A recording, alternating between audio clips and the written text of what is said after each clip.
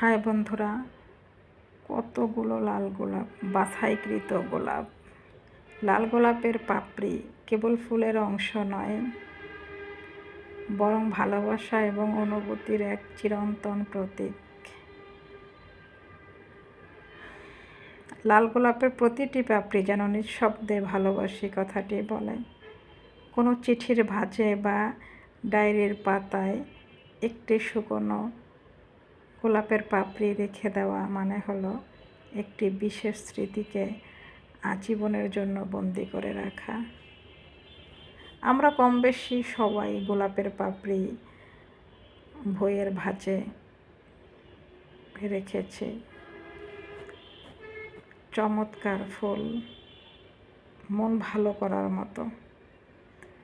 সত্যি আজ খুব মনটা ভালো হয়ে গেল, এতগুলো গোলাপের পাপড়ি অসাধারণ।